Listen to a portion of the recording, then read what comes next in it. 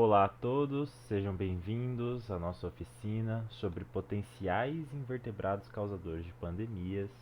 Não se assustem com os termos, nós teremos 4 encontros e vocês vão sair entendendo tudo se vocês virem as 4 aulas. Nós vamos explicando termo a termo e vai ficar tudo bem tranquilo, vai ser um papo bem legal. E o nosso objetivo com essas aulas é explicar para vocês a relação entre a pandemia, é, o que seria uma pandemia e como os invertebrados podem vir a causar uma. Porque nós sabemos que alguns vertebrados podem causar doenças ou transmitirem elas, e a pandemia basicamente é uma é, espalhar essa doença, certo? A gente já vai entrar nos detalhes. Como eu falei, então, serão 4 encontros. Esse é o primeiro sobre a pandemia.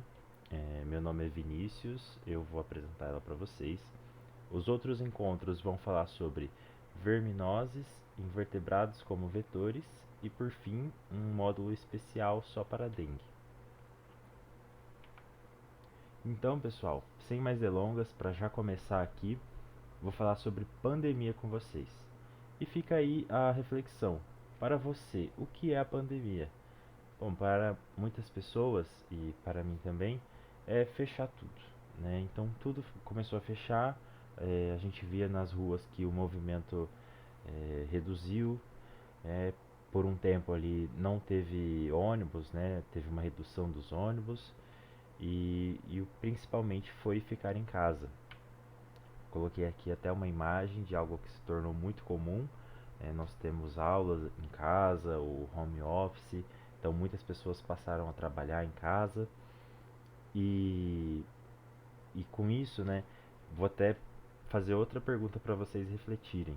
Imagina, vocês estão no ensino médio, mas imagina quem está no fundamental, quem começou a escola agora, né? Como que foi essa transição?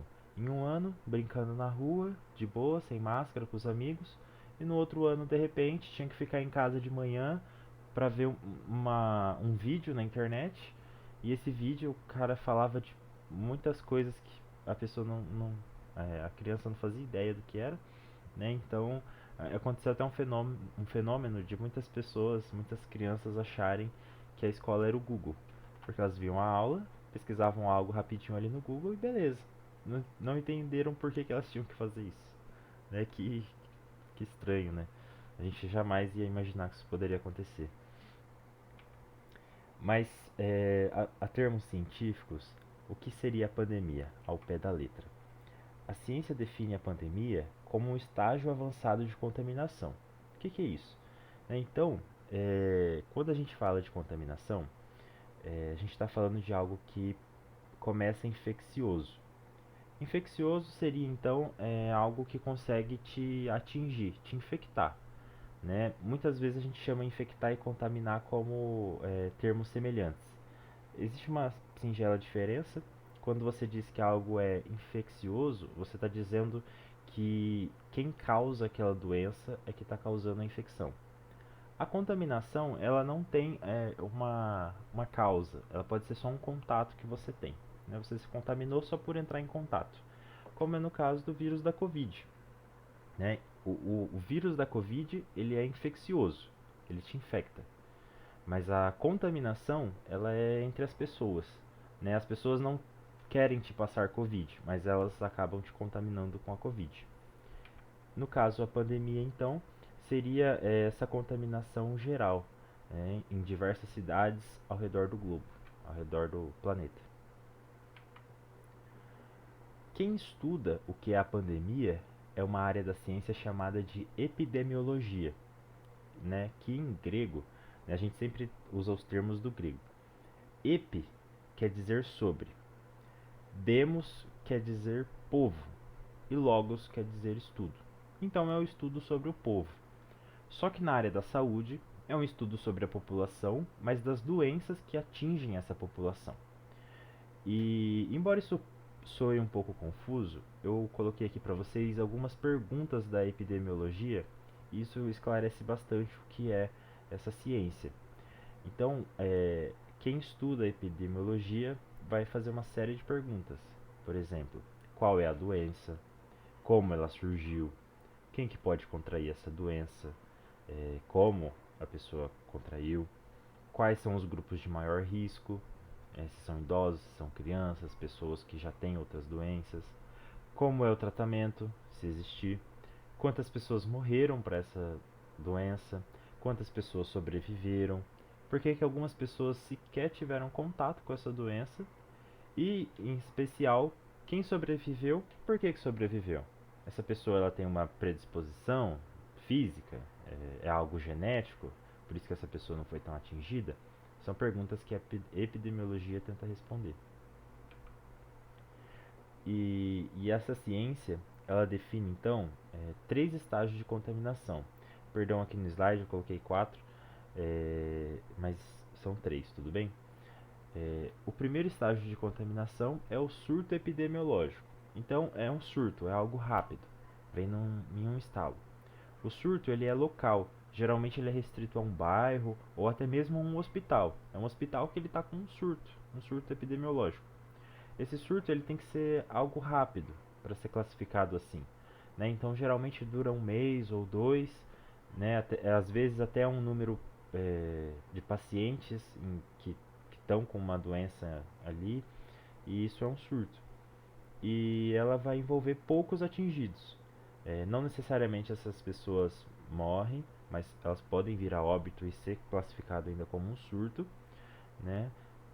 A fins de exemplificar, em Maringá, muitos postos de saúde têm um surto de dengue.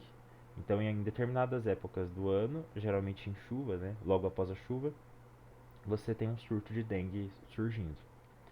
O próximo estágio de contaminação é a epidemia, que ela já atinge uma região um pouco maior, maior do que um bairro, pode ser algumas regiões da cidade ou mesmo uma cidade, ou até mais do que uma cidade, né, então uma região mesmo.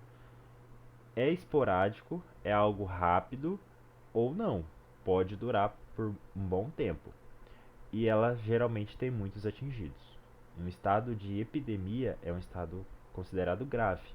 Nós já enfrentamos uma epidemia de dengue em diversas regiões do Brasil, certo? E quando você tem muitas regiões, você tem algo muito rápido se espalhando. Qual que é o termo para isso? Pandemia. Olha só, são muitas regiões, muitos países ou mesmo global. Todos os países têm casos. E ela geralmente é duradoura. Nós estamos vendo isso. A pandemia surge no Brasil e no mundo, na verdade. Foi decretado em março de 2020. Então, desde março de 2020 a gente vem enfrentando a pandemia. E nós sabemos que ainda não acabou. Ainda tem que usar máscara, ainda tem que usar álcool em gel. É, ainda é recomendado ficar em casa. Não, não está 100% seguro andar nas ruas. Nunca foi, mas esse período é mais difícil por conta das doenças que estão circulando por aí, certo? Então aqui, para exemplificar com mais imagens, de forma geral, começa com um surto. Sempre vai começar com um menor número de casos, certo? Então, por exemplo, da Covid surgiu em um hospital na China, né? Aquele hospital começou a relatar vários casos de uma doença muito parecida. Até a gente descobrir que era um vírus, né? Até então eram suspeitas. Mas depois o vírus foi classificado e aí a gente conhece como o SARS-CoV-2. Então começa como um surto, esse surto começa a atingir outros hospitais, começa a atingir a cidade como um todo, e a partir daí ele é classificado como uma epidemia. A partir do momento que tem uma cidade com aquele vírus circulando, é classificado como uma epidemia. E hoje em dia nós temos uma globalização, né? Então uma pessoa da China ela tem acesso a todas as regiões do globo. Na verdade, todo mundo do planeta tem acesso, né? Que eu digo assim, acesso nem sempre é financeiro, né? Mas os aviões estão aí. Se você conseguir pagar, você viaja o mundo inteiro. Então, o vírus ele tem acesso às pessoas do mundo inteiro. Então, esse é um fator até para a epidemia de um vírus se tornar uma pandemia, né? Então, como aconteceu no caso da Covid-19, a epidemia lá na China, em uma cidade da China, conseguiu originar toda essa a contaminação geral do planeta. E aí, nós estávamos falando então dos possíveis invertebrados que podem atingir esse estágio de contaminação. E eu quero falar com vocês um pouco do que são os invertebrados. Então resgata aí da sua memória, se você já viu esse conteúdo, quem são os invertebrados, certo? É um grupo essencial, a maior diversidade de animais está nesse grupo. Por definição, os invertebrados são animais que não possuem uma coluna vertebral, que é aquele eixo que a gente tem no meio do corpo, né, aqui na região da coluna mesmo, no centro. E além disso, eles também não possuem um crânio por dentro aqui da sua cabeça revestindo os seus órgãos, né, especialmente o cérebro. E o endoesqueleto, os invertebrados também não possuem. O que seria o endoesqueleto? Endos quer dizer dentro. Então é um esqueleto, uma estrutura de sustentação dentro de si. Nós temos, os nossos ossos dão uma estrutura para nós e eles ficam dentro do nosso corpo. Os invertebrados não têm essa estrutura. Então por dentro eles têm um corpo mole. A única estrutura, né, algo que estrutura eles, fica por fora. E aí o termo seria exo, de exoesqueleto. Tudo bem? Mas, para resumir tudo, né, os invertebrados é como se fosse a turma do Bob Esponja, com exceção da Sandy, que é um esquilo, certo? Então ela tem esqueleto dentro dela, ela tem coluna vertebral, ela tem um crânio, mas os outros animais não têm. O Plâncton é um invertebrado, o Seu Siriguejo, Bob Esponja, Lula Molusco, Patrick Estrela, as águas vivas que o Bob Esponja caça e o Gary também, que é um caracol, um molusco. Tudo bem? Eu vou passar um pouquinho com vocês sobre a diversidade desse grupo, só para tentar lembrar os nomes, lembrar quantos tipos de invertebrados existem, certo? Então vamos lá. O primeiro grupo de invertebrados que aparece são os poríferos, que são as esponjas do mar. Podem reparar, existe uma diversidade de formas, de cores. É, não é muito comum a gente encontrar em água doce nos rios, mas existe também. Mas especialmente em ambiente marinho, na água salgada, existe uma diversidade gigantesca de esponjas. O segundo grupo que aparece pra gente são os quinidários, que é o grupo das águas-vivas e da caravela portuguesa. Existem outros tipos de quinidários, eu só trouxe esses dois para vocês verem que a caravela portuguesa nem é considerada uma água-viva, né? São animais bem diferentes, embora parecidos. E são parecidos porque são do mesmo grupo também, né? Próximo grupo são os plateumintos, são os vermes de corpo achatado. Nós temos a planária, que é um animal que não nos infecta. Já a tênia e o esquistossomos são animais que causam doenças em nós, vocês vão ver ainda. Próximo grupo são os neomateumintos, são vermes de corpo cilíndrico, são vermes que causam doença em nós. Por exemplo, a lombriga, o oxiuro, o ancilostoma, vocês também vão ver nessas aulas. Próximo grupo são os anelídeos, que é o grupo das minhocas e das sanguessugas. Embora pareçam vermes também, né, o corpo seja parecido com vermes, não são vermes. Pode notar que eu chamei plateumintos de vermes de corpo achatado e nemateumintos de vermes de corpo cilíndrico. Os anelídeos não são vermes, tudo bem? Outro grupo, os moluscos, são polvos, mexilhões, caramujos, as ostras também. Esse grupo aqui ele tem uma diversidade de formas, né? Diferentemente dos outros, eles nem se parecem tanto.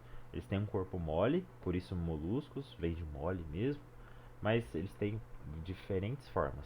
E graças à concha, especialmente, né? Essa concha aqui confere diferentes formatos para eles. Aí o grupo dos artrópodes, que é o grupo com a maior diversidade.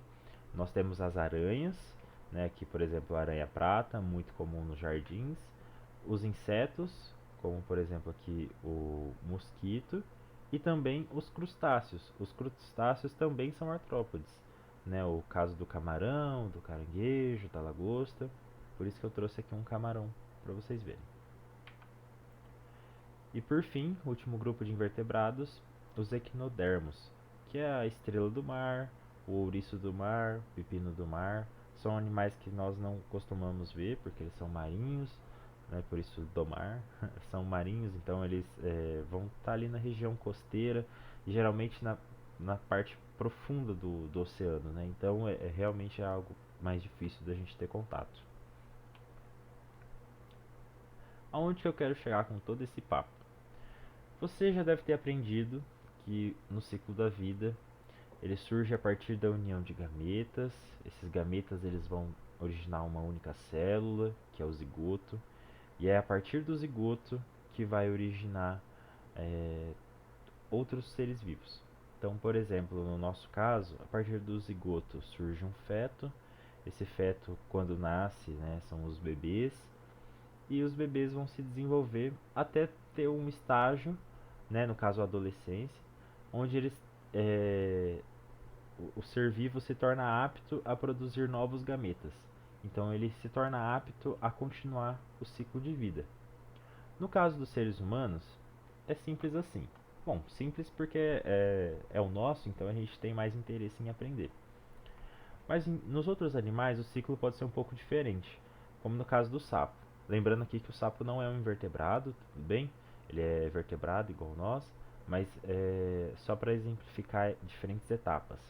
Então, a partir do zigoto, você tem o surgimento de ovos, e a partir dos ovos, o que nasce não é um organismo parecido com o adulto, mas sim um estágio larval, um estágio que no caso dos sapos é aquático e que só depois vai vir a ser terrestre. E aí no estágio terrestre que ele é capaz de produzir os gametas novamente. Então repara isso. No ciclo de vida, a gente analisa as etapas até gerar um organismo capaz de gerar o começo do ciclo, que seriam os gametas. Tudo bem? Eu vou mostrar mais ciclos para vocês, então eu não vou repetir aqui, tá? Olha só, juntou os gametas, formou o zigoto. Nos seres humanos, o que vai acontecer? Vai originar um feto, esse feto vai se desenvolver, né, vai nascer, surge o bebê se desenvolve até uma fase onde o ser humano é capaz de produzir novos gametas. Nos invertebrados, esse ciclo pode ser mais complexo que o nosso, tá? Eu trouxe aqui o ciclo de vida da joaninha para vocês aprenderem. Do zigoto, você tem o surgimento de ovos, né, ovos externos. Esses ovos, o que eclode deles? Larvas. Né? Essas larvas elas são uma etapa antes de tudo. E essas larvas elas vão se desenvolver, são seres vivos, né, vão viver, se desenvolver, até dar origem a uma nova fase, que é a fase de pupa. Na fase de pupa, também vivos, vão se desenvolver até formar um indivíduo adulto, que no caso aqui é a joaninha. E a joaninha sim que vai ser apta a desenvolver novos gametas. E aí continuar o ciclo de vida e se reproduzindo. Alguns invertebrados podem ter ciclos muito maiores, ter 5, 6 larvas, não é raro, especialmente em besouros, como é o caso da joaninha, beleza? Esse processo, para dar um nome a isso, é a metamorfose. Então, do zigoto até surgir o ovo, você tem modificações que aconteceram ali. O ovo, do ovo eclodem larvas que já são seres vivos, né? Já seriam ali, não são bebês, são larvas, são estágios diferentes de vida. Essas larvas vão passar pela metamorfose e aí vai dar surgimento ao adulto. E a intenção do organismo fazer isso é justamente o adulto ser apto a se reproduzir, a gerar gametas. Aqui para mostrar para vocês, eu trouxe a larva de um polvo, olha só que diferente, né? Embora lembre um pouco, né, por conta desse olhinho aqui. Aqui é um estágio intermediário que vai dar origem a um verme, um nemateuminto, no caso aqui a lombriga. E aqui, só para representar para vocês, que seriam então o pigato, né, aquela larvinha que a gente encontra no lixo, que geralmente dá origem aos mosquitos e moscas, beleza? Então, só recapitulando aqui, a metamorfose é a modificação de um estágio intermediário, beleza? O que nasce do ovo não é um organismo parecido com o adulto. Existe um estágio antes de tudo isso. Essa variedade de estágios, essa variedade de fases, garante para os invertebrados algumas coisas, algumas ferramentas para eles. Então, primeiro que eles se adaptam a diferentes locais. Uma larva pode ser aquática e o organismo ser terrestre. Ou uma larva ser terrestre, o organismo ser capaz de voar, né? É, uma larva vive nas folhas e o organismo vive em outros seres vivos. Você tem diferentes habitats. Com isso, ele se torna resistente a diferentes situações, porque ele pode vir a se reproduzir para deixar larvas em um local seguro e essas larvas só se desenvolverem quando elas estiverem num ambiente favorável para elas. No caso da dengue, é, o, o adulto vai depositar os ovos na água e na água essa larva vai se desenvolvendo ali enquanto tiver condições. Enquanto tiver água parada, o organismo vai se desenvolvendo ali até ser vantajoso ele sair para se reproduzir, para se espalhar pelo planeta. É, e aí, uma outra ferramenta para os invertebrados é esse contato com diferentes organismos. Então, na água, eles vão ter acesso a organismos essencialmente aquáticos, mas que quando adulto eles vão ter acesso a outros organismos. No caso da dengue, a larva vai se alimentar ali do que tiver na água, mas o adulto vai se alimentar, no caso a fêmea, vai se alimentar de sangue humano ou sangue de outros animais.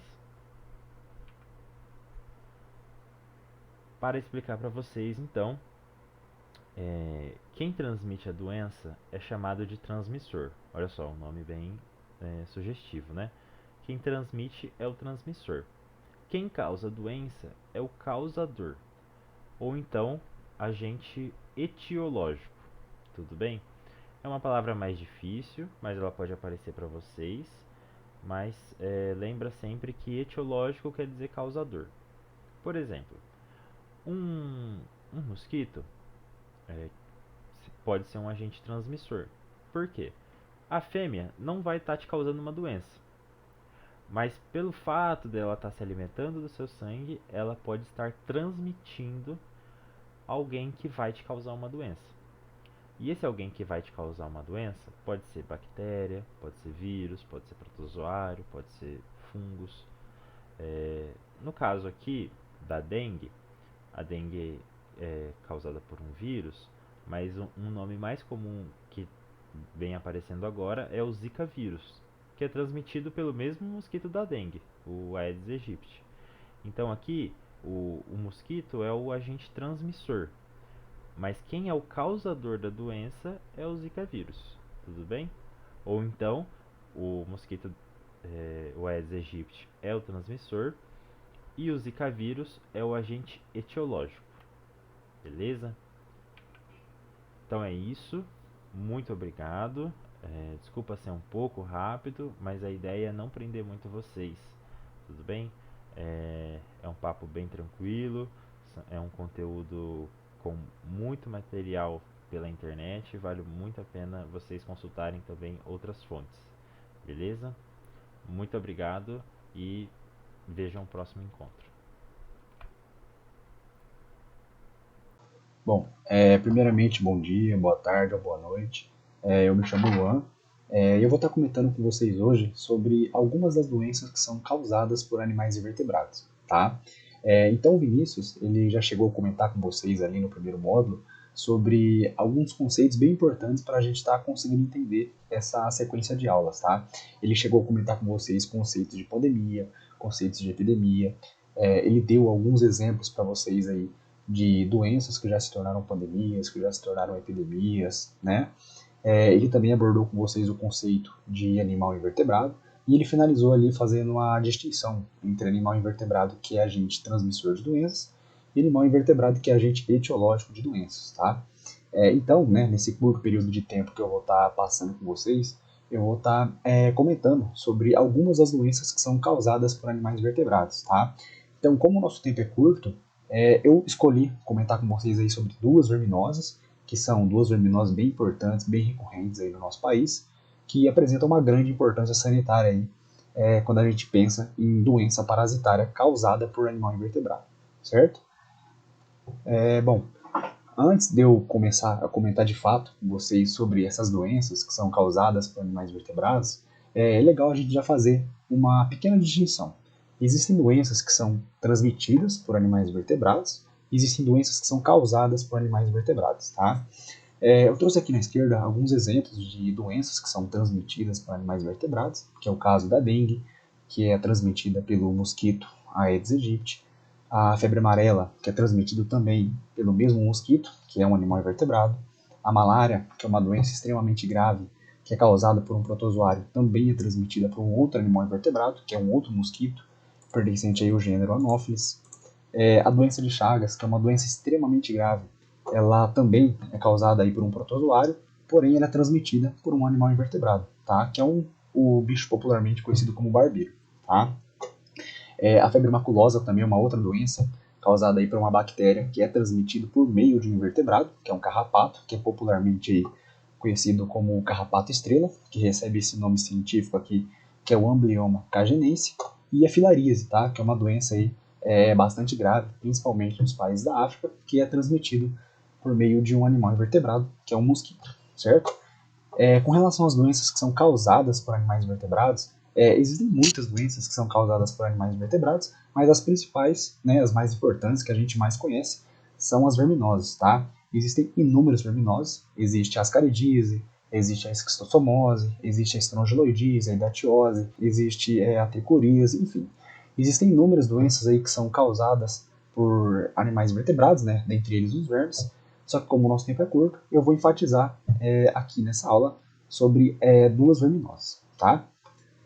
Bom, pessoal, antes de eu começar a comentar com vocês de fato sobre essas verminosas, toda vez que vocês escutarem essa palavra, né, escutarem esse termo verminosas, tenham em mente sempre esse cenário, tá? Esse cenário ele é um ambiente muito favorável para o surgimento e para a disseminação de qualquer verminose, tá, pessoal? Porque a grande maioria das verminoses, ela segue um ciclo de disseminação chamado de ciclo oral fecal, ou seja, a maioria dos vermes eles vão depositar os seus ovos nos seus hospedeiros e esses hospedeiros vão eliminar os ovos junto com suas fezes, tá?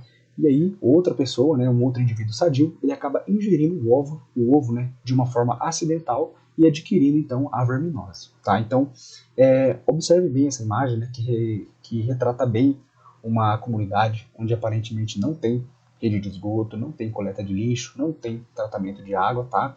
Então, essa água que passa nesse córrego aí, dividindo essa comunidade, provavelmente ela recebe resíduos de esgoto, então as pessoas acabam utilizando essa água para fazer comida, para lavar o rosto, então existe grandes chances das pessoas que moram nessa comunidade estar ingerindo acidentalmente os ovos dos vermes, tá, pessoal? Então, sempre que vocês pensarem em verminoses, tenham sempre em mente aí esse tipo de cenário para facilitar o surgimento e também para ajudar na disseminação desse tipo de doença, tá? Então esse aqui é um ambiente muito favorável ao surgimento desse tipo de doença, tá?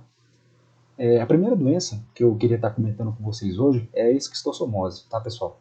Essa doença, ela tem como agente etiológico, ou seja, agente causador, o verme pertencente à espécie Esquistossoma mansoni, tá? Esse verme, ele habita preferencialmente no corpo humano as veias do fígado. Então, o sítio de infecção no corpo humano que esse verme vai apresentar é as veias que irrigam o fígado, tá? Então, esse verme, para ele completar o seu ciclo de vida, ele vai necessitar de dois hospedeiros. Um vai ser o hospedeiro definitivo e o outro vai ser o hospedeiro intermediário. O hospedeiro definitivo de qualquer doença é aquele que vai alojar o parasita no seu estágio adulto. No caso da esquistossomose, quem vai alojar o verme no seu estágio adulto é o homem, tá? Por isso que o homem é o hospedeiro definitivo da esquistossomose. enquanto que o caramujo do gênero Bionfalaria, tá? Ele vai ser o hospedeiro intermediário dessa doença, porque ele vai alojar o verme nos seus estágios larvais, certo? Então ele vai ser o hospedeiro intermediário da esquistossomose, tá? Aqui eu trouxe uma imagem ilustrando bem a morfologia, né, do Esquistossoma mansoni.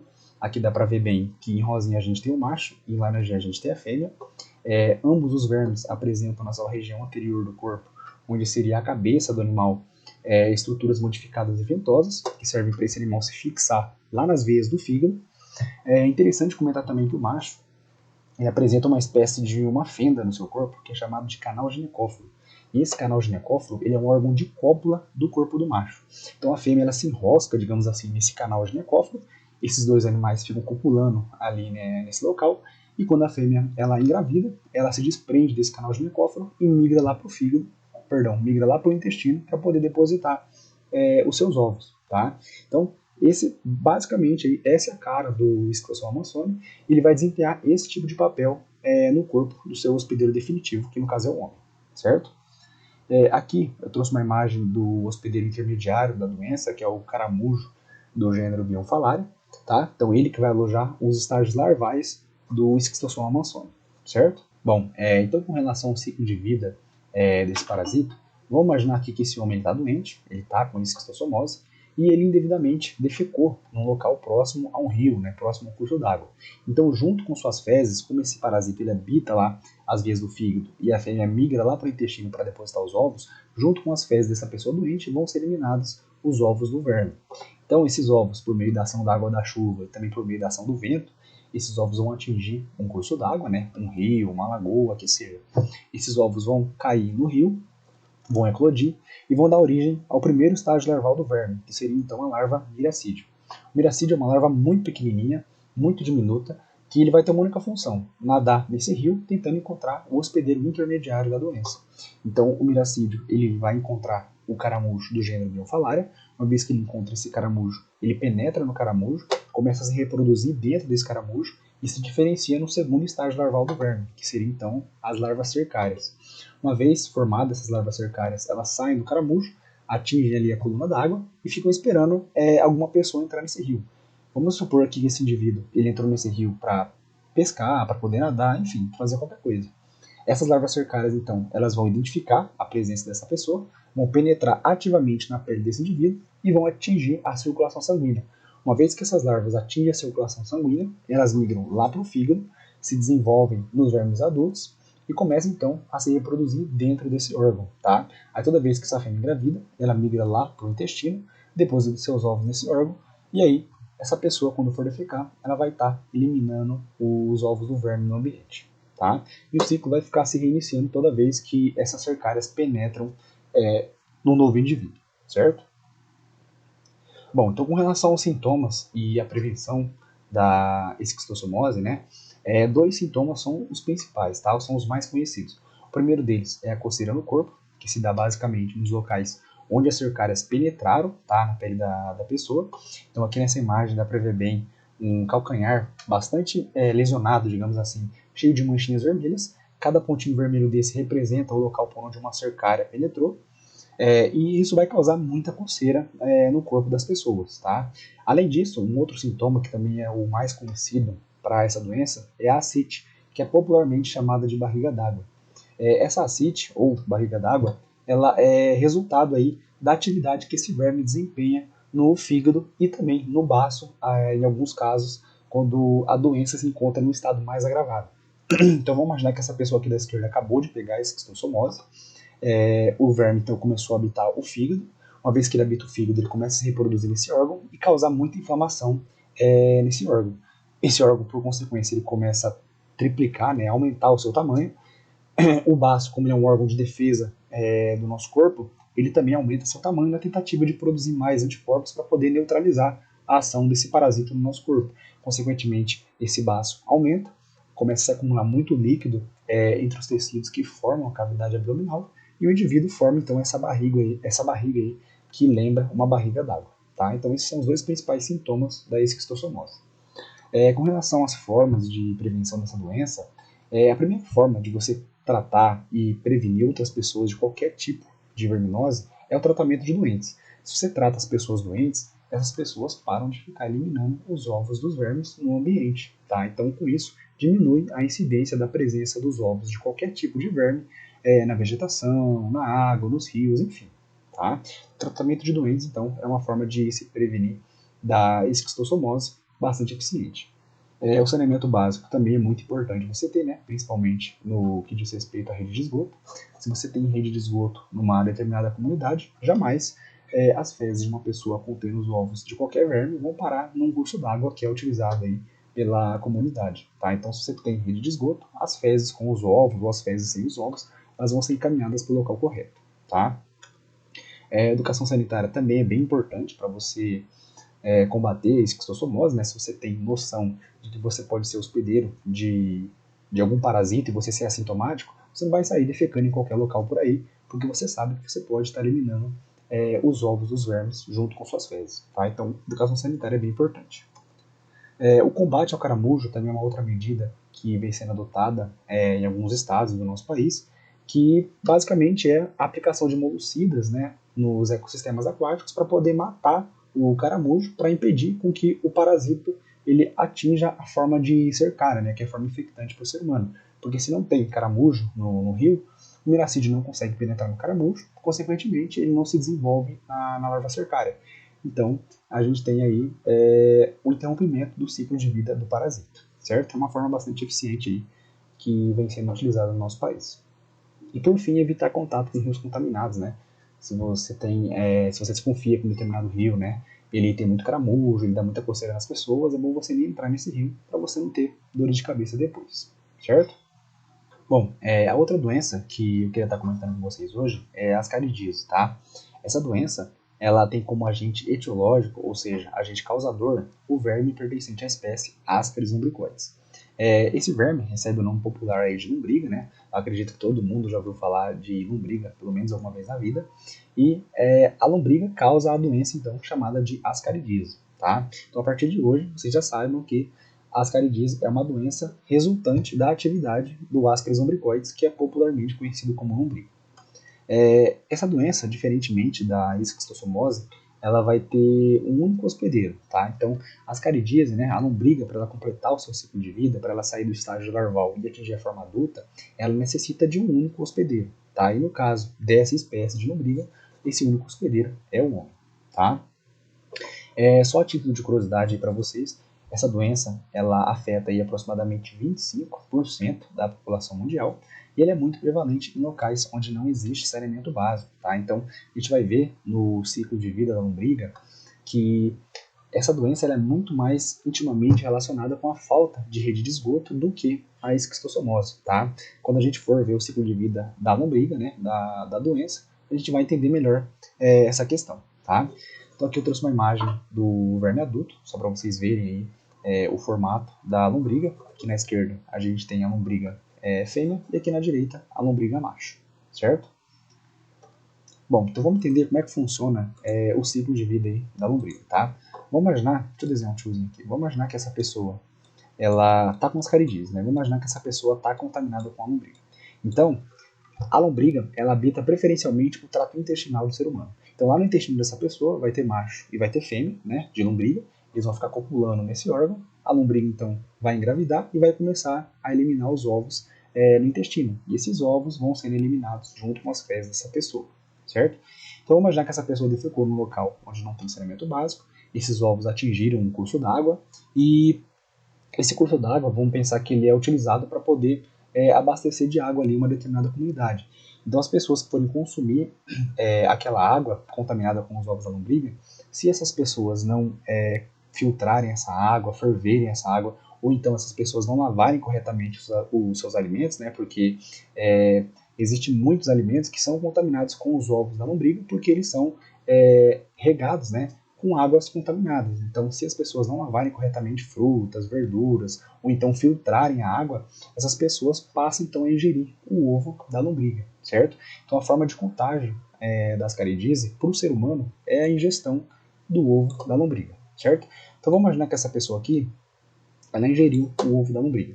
Esse ovo, ele caiu na boca, ele seguiu a via digestória e parou lá no intestino. Lá no intestino, esse ovo vai eclodir e vai dar origem a uma larva muito pequenininha que consegue cair na cavidade intestinal e atravessar a parede do intestino. Uma vez que essa larva atinge, né, atravessa a parede do intestino, ela começa a atingir vasos sanguíneos que vão irrigar o trato intestinal. Uma vez que essas larvas atingem a circulação sanguínea, elas passam então a migrar para o pulmão. Do pulmão, essas larvas migram lá para a traqueia, e da traqueia, essas larvas migram para a garganta. Na garganta, o indivíduo então vai ter muita coceira causada aí pela migração dessas larvas, e aí o indivíduo vai engolir, né? Vai engolir essas larvas junto com a secreção que é produzida ali na garganta, né? Na faringe mais especificamente. Uma vez que ele engole as larvas da lombriga, essas larvas voltam para o intestino e lá no intestino elas se desenvolvem, né, sofrem uma metamorfose e se desenvolvem nos vermes adultos, certo? Então notem que aqui aconteceu um ciclo bem interessante, né, que é o ciclo pulmonar. Esse ciclo pulmonar nada mais é do que a saída da larva da lombriga do intestino, essa larva ela vai para o pulmão, do pulmão ela volta para o intestino. E nessa segunda passagem pelo intestino, ela se metamorfoseia no verme adulto, certo? E aí, essa pessoa, toda vez que ela for defecar, ela vai estar eliminando os ovos da lombriga junto com suas fezes, tá? E se esses ovos atingirem um curso d'água, que é utilizada por uma comunidade, o ciclo vai se reiniciar toda vez que alguém ingerir o ovo da lombriga, certo? Então esse é o ciclo de vida aí da lombriga que causa a ascaridíase, certo? Bom, com relação aos sintomas da ascaridíase, dois são os principais, tá? O primeiro deles são as dores abdominais, que esses vermes causam, né? Porque como eles habitam o intestino humano, esses vermes vão causar muitos processos inflamatórios nesse órgão, e o indivíduo, por consequência, vai ter muita dor abdominal. Além disso, um sintoma, né, que é bastante grave, que acontece em casos mais extremos de ascaridíase, né, principalmente quando a pessoa não trata essa doença, essa pessoa pode ter constipação intestinal. E o que seria essa constipação intestinal? Nada mais é do que a obstrução total do intestino por meio do acúmulo de lombrigas. E o que isso pode causar na pessoa? Pode causar dificuldade em absorver nutrientes, né? Porque como o intestino ele é um órgão intimamente relacionado com a absorção de nutrientes para o nosso corpo, se existe muita lombriga no intestino, essas lombrigas vão competir por nutrientes com o hospedeiro. E aí o indivíduo vai ter muita fraqueza, ele vai ter muita perda de peso, ele vai ter muita indisposição, tá? Então, essa constipação intestinal, ela gera esse tipo de sintoma. Além disso, um outro sintoma bastante grave, resultante aí da constipação intestinal, é a dificuldade em defecar. Porque como o intestino está entupido por lombrigas, as fezes, né, são formadas no intestino, então, por consequência, elas não conseguem seguir a via digestória, né, para ser eliminada, porque o intestino está entupido por lombrigas. E o que tem que ser feito em casos mais extremos como esse, né? O médico tem que abrir, né, o médico cirurgião tem que abrir o intestino da pessoa e retirar manualmente lombriga com lombriga, tá? Então aqui eu trouxe uma imagem para vocês, só para vocês observarem, né, o tanto de lombriga que foi tirado de uma pessoa que sofreu por constipação intestinal devido ao acúmulo de lombrigas, tá? Então esses são os dois principais sintomas da ascaridíase. Com relação às formas de prevenção dessa doença, o tratamento de doentes é uma forma bastante eficiente, porque se você trata de pessoas doentes, você diminui a incidência dos ovos da lombriga no ambiente. Então, é uma medida bem eficiente para você diminuir a incidência dessa doença. Além disso, o saneamento básico é bastante importante, né? Principalmente rede de esgoto e tratamento de água. A lavagem correta de alimentos também é uma forma bem interessante para você evitar as chances de estar ingerindo o ovo da lombriga. Se você lava corretamente frutas, verduras, hortaliças, você diminui a chance de estar ingerindo o ovo da lombriga. Tomar água filtrada também é bem importante, porque se você filtra a água que você bebe, ou então se você ferve essa água, você mata os ovos da lombriga. Tá? Então, beber água filtrada é bem importante para evitar a ascaridíase. E por fim, a educação sanitária, né? Se você tem educação sanitária, você não vai sair defecando em qualquer local por aí, porque você corre o risco de estar eliminando ovo de verme no ambiente, tá? Então, é bem importante que você tenha educação sanitária. Bom, então, na sequência aí, a Taine, no módulo 3, ela vai estar explicando melhor para vocês sobre algumas doenças aí que são transmitidas por animais invertebrados, certo? Boa tarde, pessoal. Me chamo Taine, sou estudante do curso de Ciências Biológicas da UEM e, juntamente com meus colegas de trabalho nessa oficina pedagógica, venho apresentar a minha parte do trabalho. Bom, a minha parte, né, é sobre as doenças que são causadas por invertebrados, né? Antes de começar a apresentação, quero fazer um questionamento, levantar um questionamento para vocês, né?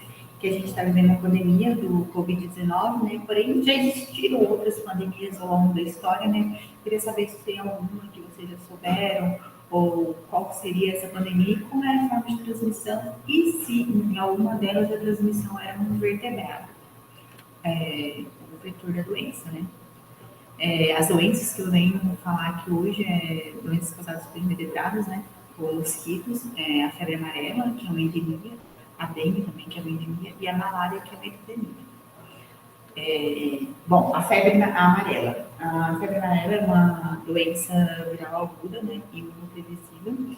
Ela é transmitida ao homem a partir dos macacos. Existem 2 tipos de transmissão.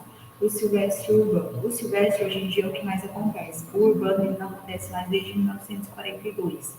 Então, assim, o ciclo silvestre é o que vem mais ocorrendo nos dias atuais. A forma de transmissão é a picada do mosquito. Aqui nessa imagem a gente pode ver como que acontece nessa transmissão da febre amarela. O ciclo silvestre, como eu falei, que é o que mais acontece, né? É quando o macaco contaminado pela doença é picado pelo mosquito, hemagogos, e aí esse mosquito, a partir do momento que esse mosquito é contaminado, ele pode carregar o vírus, e quando o humano entra nesse meio silvestre, ele pode ser picado por esse mosquito, e assim levar o ciclo para a cidade e iniciar o ciclo urbano. Que daí o ciclo urbano é um mosquito, o Aedes aegypti, que é o mesmo da dengue, né? Ele passa a carregar o vírus e pode transmitir a doença para outras pessoas. Alguns sintomas da febre amarela, né? Que a gente pode ver calafrios, dor de cabeça, dor de corpo, fadiga, febre alta, aquela sensação de amarelidão, e em casos mais graves pode acontecer hemorragia. Temos alguns dados epidemiológicos, né, da febre amarela, que em dia 25 de janeiro foi confirmado, né, a circulação do vírus da febre amarela em macacos, na cidade de Antonina, e logo em seguida, dia 29 de janeiro, foi confirmado o primeiro caso humano de febre amarela silvestre. A maior epidemia de febre amarela silvestre registrada no país, e a recente também confirmação de casos humanos nos municípios de Vale do Ribeira, Eldorado, Iporanga, Japiranga e Cananéia, que é uma região fronteiriça com o Paraná.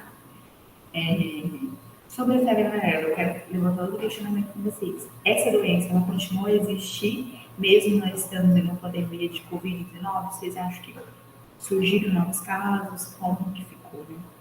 Bom, a segunda doença que eu vou falar é a malária, né? Vocês já ouviram falar sobre essa doença? Ou conhece alguém que já tiver essa doença? É uma doença um pouco mais comum por ser, tem mais casos ao redor do mundo, né?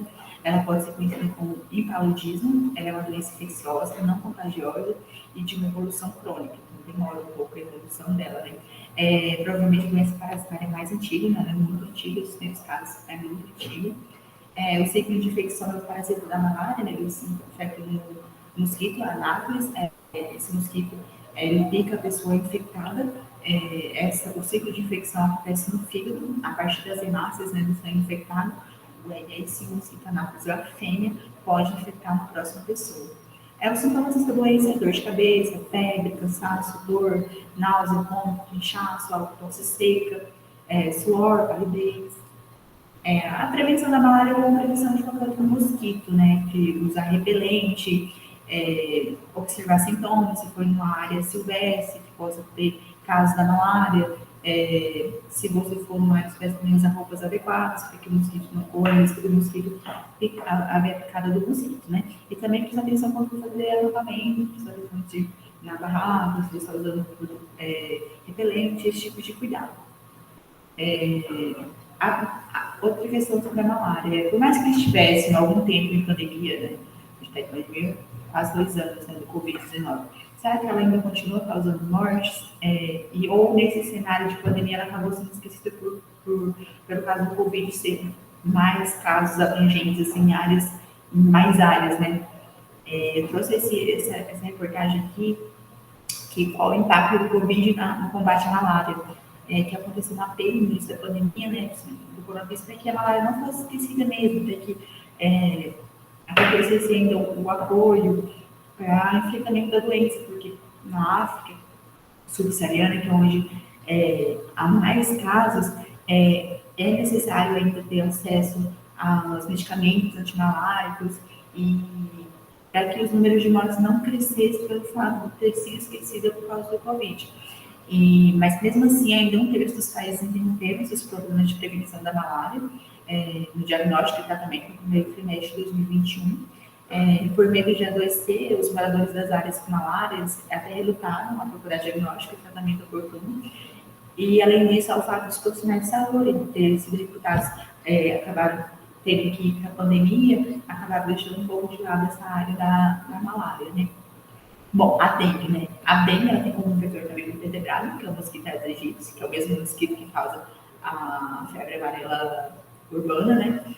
Existem 4 tipos de dengue, a sorotipo 1, 2, 3 e 4. Bom, o ciclo de transmissão da dengue, ele se inicia do mosquito, o Aedes aegypti, tem uma pessoa infectada, esse vírus ele faz o seu ciclo no intestino, né, do vetor, né, do mosquito, e esse vírus ele vai chegando até chegar nas glândulas salivares, né, que é onde o mosquito vai ficar e vai transmitir a doença. Vocês sabem quais são os sintomas da dengue e os sintomas do Covid? Bom, os sintomas da dengue e do Covid, eles são bem parecidos. Como a gente pode ver aqui, onde está as setas amarelas, é o sintoma que é tanto do Covid como da dengue, dor de cabeça, febre alta, náuseas e vômitos. Então, muitas vezes, ao longo da pandemia, muitos casos de suspeita de Covid, na verdade, eram dengue, porque acabavam se confundindo os sintomas e às vezes não faziam a testagem necessária da dengue. Então, às vezes tinha muito mais casos de dengue do que o que saiu na epidemiologia, né, na quantidade de casos, porque muitos casos foram confundidos com Covid. A prevenção da dengue, né, de forma geral, é não manter a água parada, né, sempre limpa, se tiver vasos de água por planta, e manter calhas limpas e sacos de lixo para juntar água e tudo mais. Então, era essa a minha parte que eu tinha para falar para vocês. Então, é isso. Muito obrigada, gente. Olá pessoal, tudo bem? Vamos aqui dar continuidade à nossa parte final da nossa oficina pedagógica e falando sobre o assunto de epidemias em escala mundial e no Brasil. Vamos começar com essa questãozinha aqui, gente. As doenças não deixaram de ocorrer durante a pandemia da Covid-19? Aí vamos a esse quadrinho aqui, ilustrativo. O rapaz, ele está todo contente, ele está se arrumando, né? Arrumando a sua máscara, né? Porque máscara hoje tem que ajeitar e tem que estar bonito. Ele está todo bonitão com sua máscara. E ele está só se importando agora com a proteção da Covid ali, né? Mas, rapaz, ele esqueceu que a dengue estava perseguindo e o Aedes está ali atrás ali e ele se lascou. Vai levar umas picadas ali do mosquito ali. Cada um ali, eu acho que tá carregando um. Né? Porque um tá falando dengue, chikungunya ou zika. Qual eu não sei qual que vai picar eles ali não, mas... Ixi, eu acho que esse cara aí se lascou, viu? E será que a gente não se lascou nessa também não? Né? A gente não deu importância pra isso.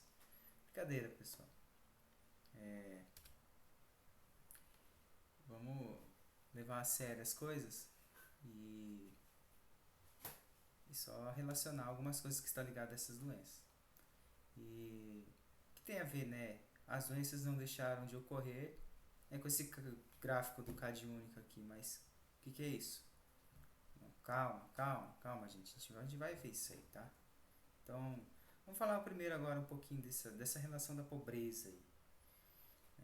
Tem esse gráficozinho aqui, um gráficozinho bem de levezinho, só pra gente dar uma olhada aqui. E tá ali. Tá. 2014, a pobreza tá alta. 2015 caiu para 2016, 17, aumentando em 2018. Olha esse período aqui, ó, da importância aqui, pessoal, nesse período aqui de 2019 e 2020. Aumentou bastante, né? E por quê? Tá. Então, o que é o que aconteceu aqui nesse período de 2019 e 2020? Covid. E o que isso fez aumentar? Desemprego. E isso aumenta o que? Pobreza. E as doenças que estão relacionadas muitas vezes que a gente viu são doenças que têm a ver com a realidade social das pessoas. Então a pobreza aumenta doenças. A gente tem que se importar com isso. Vamos pro próximo. Vou falar da tão temível dengue. Ruim, deve ser muito ruim. E em Maringá a gente enfrenta problemas, a gente sabe. Porta a porta sempre passa os agentes e observando, isso é importante. E durante a pandemia ela atacou. Só que eu não me lembro de ter passado em casa a vistoria da dengue durante esse período. Você se lembra na sua? Eu não me lembro aqui. Isso aí eu acho que deu brecha, não deu não? Se aí não passou e aqui também não passou, acho que pode ter aumentado aí. E a gente não observou. E será que as pessoas procuraram ajuda médica nesse período por causa de dengue? Porque só se falava em Covid. Nossa, Covid, eu tô com Covid. Eu fiquei doente, tosse Covid. Dor na barriga, Covid. Mas sim, pessoal, a gente teve problema com dengue sim. E nesse período aí, ó, tá aí. Tá aí nesse gráfico aí, ó. Observe. As áreas vermelhas do nosso mapinha de nossa cidadezinha são áreas ali onde as pessoas buscaram ajuda médica nos postinhos de saúde, ó. É bastante ou não é? Aí a gente tem essa preocupação, né? Então, isso são dados ali do período em que estava correndo a pandemia. Então, é bastante. E é um problema grave. Isso associado a outra doença é pior ainda. Agora vamos ver o da Covid. Nesse período, foi o que eu fiz esse trabalho aqui para vocês, é para mostrar dentro do mesmo período, tá? Porque a gente vê tudo dentro do mesmo período. Apesar que hoje a gente já vive outro período, eu estou trabalhando com dados que foram em uma data específica. Olha a dengue. Os testes positivos. Mais na área central, vou voltar ali para vocês, ó. A dengue na área periférica, Covid na área central, e foi se espalhando. A Covid aumentou muito e não foi só aqui. Problema. Então, e o cuidado das pessoas nessa época? Será que teve? Você se cuidou? Cuidou do seu quintal? Observou como é que estava a situação? Conheceu alguém com dengue? Passou mal por causa de dengue? Então, isso não tem a ver só com a dengue não. Isso tem a ver também com febre amarela, que também é um problema. Minas Gerais ali, eu peguei esse mapinha para mostrar que ela é de zonas endêmicas. E Minas Gerais é comum. No Espírito Santo, eu já fui no Espírito Santo e eu conversei com pessoas lá. As pessoas têm assim, sempre alguém que teve na família. Conhece bastante. No Rio já é um pouco menor, mas não deixaram de ocorrer no período de Covid-19. Acho que pode ser que tenha até aumentado, ou está aumentando. Esquistossomose. Esse gráfico aqui é um gráfico mais antigo e ele mostra como que essa doença ela foi se espalhando, né? E ela é de zonas endêmicas e ainda é realidade. A gente vai no posto, pode ir num posto de saúde e tem uma pessoa com barriga d'água, né? E a gente acaba deixando de lado, porque tem coisas mais importantes. Mas e os lastros que a Covid deixa? Né? E esse fator aí de pobreza que aumentou, será que não vai favorecer essas doenças? tomara que não, tomara que as pessoas elas tenham consciência e tomem cuidado, né? Tomara que a pobreza não seja uma realidade grave no Brasil que estrague as condições de vida das pessoas, porque isso seria muito ruim.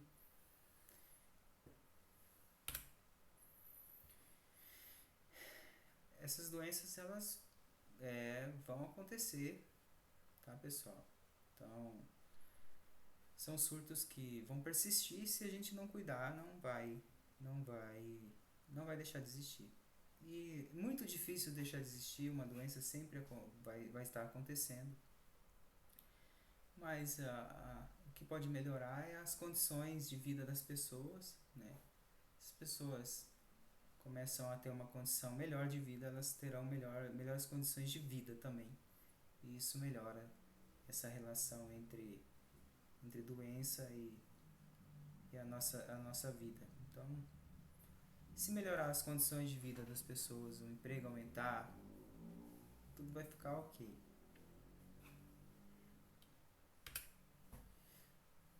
Vocês já ouviram falar nisso? Poxa, mas classificação de doença, será que isso existe? Tem, pior que tem.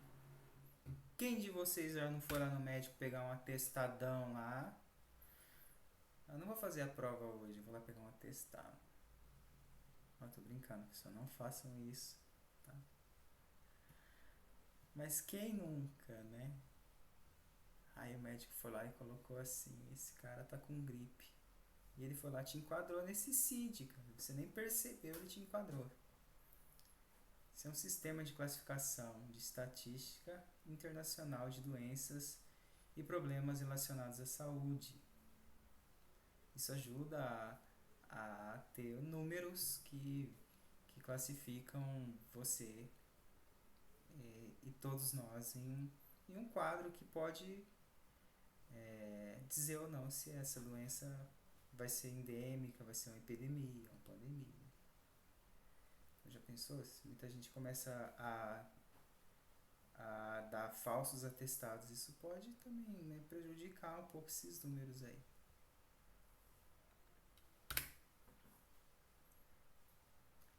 E classificação sempre vem a nível.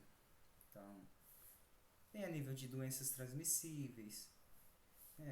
O que é doença transmissível? Coronavírus, a gripe, o sarampo. O que são doenças crônicas não transmissíveis? Diabetes, hipertensão, câncer. E causas externas ou injúrias?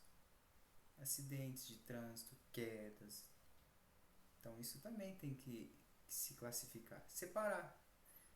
Isso é importante. Separar a todos os níveis para que facilite a organização. E falando em organização, a OMS, que é a Organização Mundial de Saúde, classifica também as doenças. E uma classificação que ela usa bastante é essa relação entre negligenciada e doença muito negligenciada. Dengue, febre amarela, esquistossomose e ascaridise são doenças negligenciadas ou muito negligenciadas. São causadas por parasitas e consideradas endêmicas, né, em algumas populações de baixa renda. E o que eu quero que vocês tenham em mente aqui, tá? Negligenciar é aquilo que a gente faz de errado. Se você joga muito lixo no seu quintal, você está sendo negligente, tá? Você está colaborando com a dengue. E assim por diante nas outras doenças, se você polui o rio. E entre outras coisas, vão causar números maiores de doenças. Então, ao contrário disso, vamos ser inteligentes e vamos ajudar o nosso meio ambiente e a nossa sociedade a não ter esse problema aumentado. Então, pessoal, a OMS ela classifica as doenças a esse nível.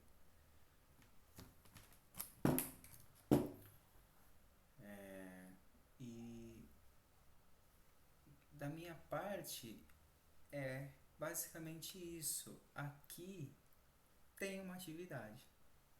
Essa atividade seria passada mais em sala de aula ou presencial. E tem algumas questões fáceis de resolver, só apenas por observação e pela aula assistida, vocês conseguem resolver. Mas ali, ó, no exercício 3, deixe de lado, não resolve. E tem essa questãozinha aqui, só para vocês pensarem um pouco e resolver mentalmente. Não precisa muitas vezes nem escrever, para facilitar vocês, tá? E obrigado pela paciência em ter esperado a nossa oficina pedagógica. Espero que vocês tenham gostado e tire bastante proveito de nossa participação com vocês. Obrigado, pessoal.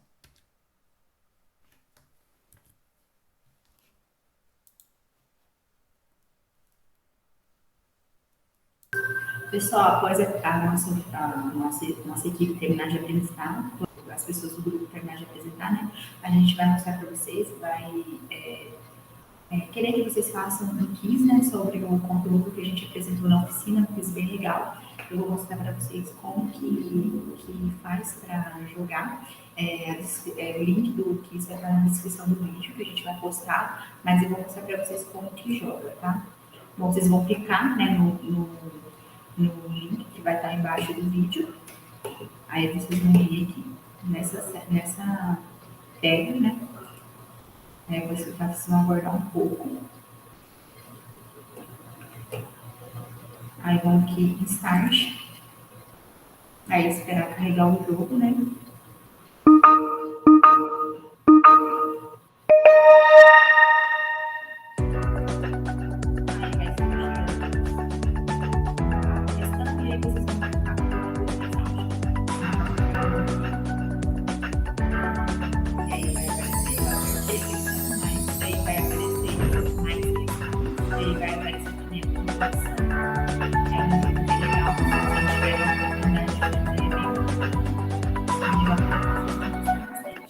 Então é isso. Muito obrigada por ter tido a oportunidade de dar aula presencial para vocês, mas como não deu, a gente ofereceu essa oficina para vocês. Muito obrigada. Boa tarde.